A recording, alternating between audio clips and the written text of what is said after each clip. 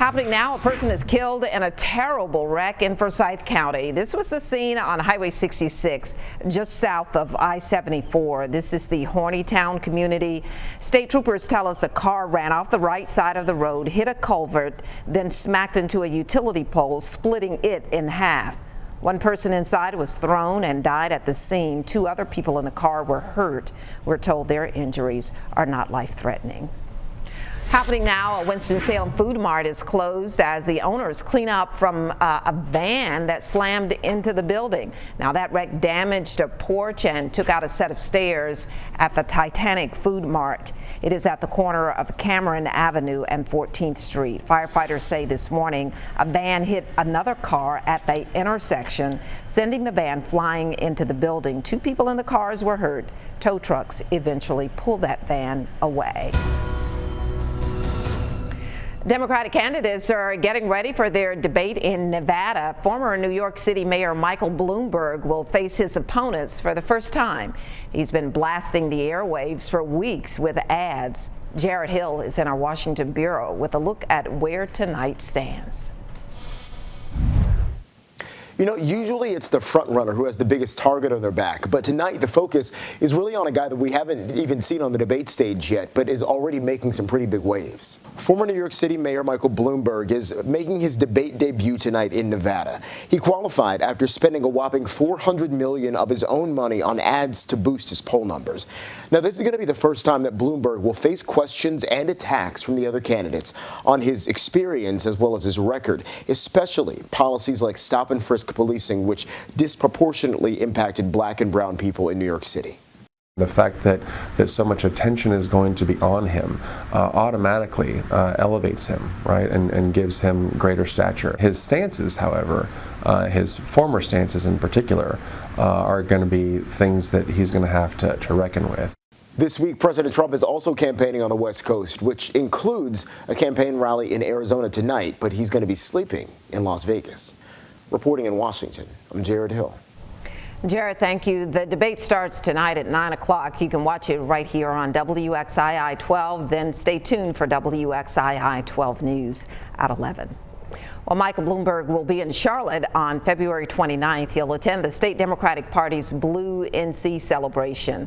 It'll be Bloomberg's fourth visit to North Carolina since announcing his White House run. President Trump will be in the Queen City a few days later. He plans to rally supporters on March 2nd. That's the day before North Carolina's primary. New at noon, the Pentagon's top policy official is the latest to lose his job in the wake of President Trump's impeachment acquittal. Undersecretary of Defense John Rood resigned today.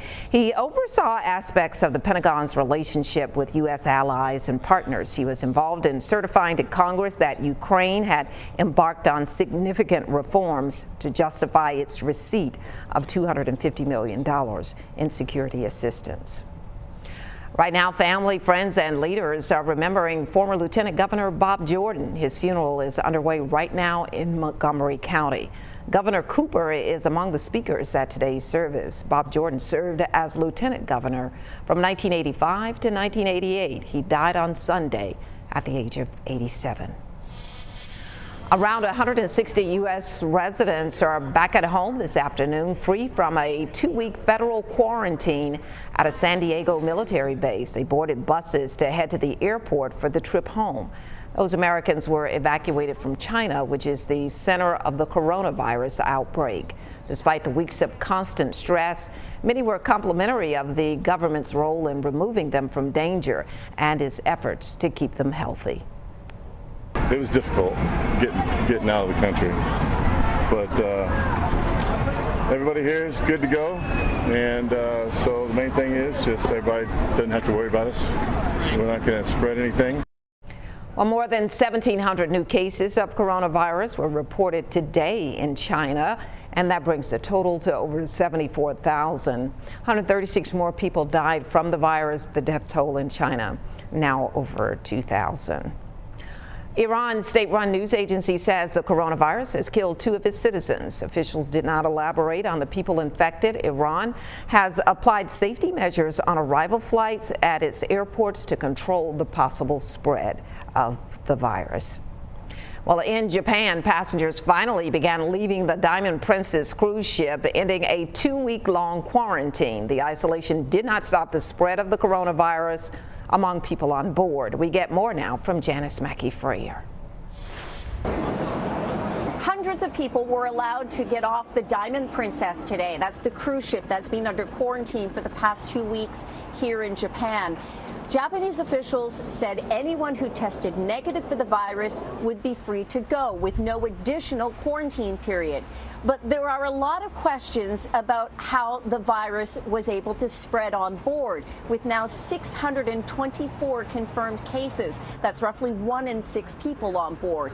There are questions about whether it was through the delivery of food or ventilation systems, or the policy of allowing people to mingle on deck. There's also anxiety about this cruise ship that is docked in Cambodia after it had been at sea for a couple of weeks, rejected by 5 countries over fears of coronavirus. Hundreds of people were allowed to disembark, and only after the fact did an American woman test positive. So officials are now scrambling to track a lot of people down. But here in Japan, Japanese officials say that everyone who tests negative will be off the ship by the end of the week, except the crew. They'll stay on board for an additional 14 days. Janice Mackey-Frayer, NBC News, Yokohama, Japan. Olympic medalist and High Point native Heather Richardson Bergsma is calling it a career. In an interview with Team USA, Bergsma says she'll retire from competitive speed skating. However, she says she may become a coach, helping to train kids to be the next generation of Olympians. Bergsma won a bronze medal in the 2018 Winter Olympic Games in the women's team pursuit. She also won several world championship titles.